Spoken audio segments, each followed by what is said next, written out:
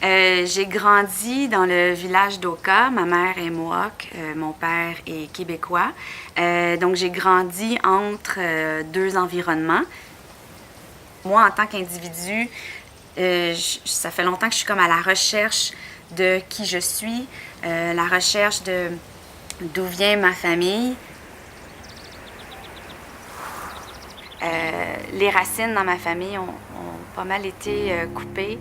Mon grand-père est allé dans un pensionnat. Puis, à cause de ça, évidemment, comme plein de familles au Canada, on a perdu la langue, on a perdu les liens à la culture. Ils sont arrivés à un cheveu, d'éliminer tout ce qui était mon attachement à ma culture. Mais ce cheveu-là qui reste, je vais le nourrir. Puis je vais en prendre soin. Puis avec ce petit fil-là qui tient à ma culture, bien, je vais me rattacher tranquillement, pas vite. Je vais rajouter des fils. Je suis en train de me rendre compte que c'est correct de venir de deux cultures. C'est correct de porter ces deux identités culturelles-là en moi. Puis en 1990, avec la crise d'Oka, c'était la première fois que j'étais témoin de violences qui étaient nourries par le racisme.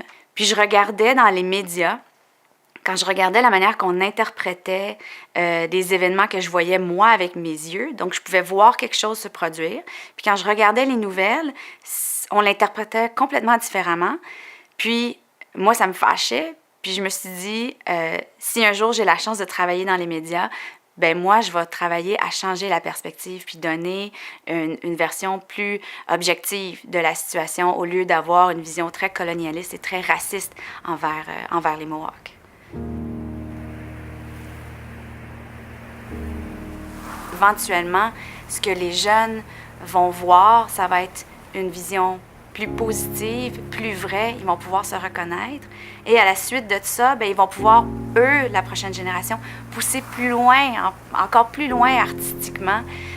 Puis éventuellement, on va se détacher là, de toute cette mauvaise représentation-là des Autochtones. Donc, je suis vraiment remplie d'espoir pour l'avenir. Je parle au niveau artistique, au niveau social, on a encore du chemin à faire, là, mais je vois plus de beau que ce qu'il y a derrière nous. J'ai l'impression que l'avenir est plus beau. Mon nom est Sonia Bonspil-Boileau. Je suis Mohawk de la nation de Kanesatake, à Oka, Québec. Je vis présentement à Aylmer, Québec, et je suis réalisatrice.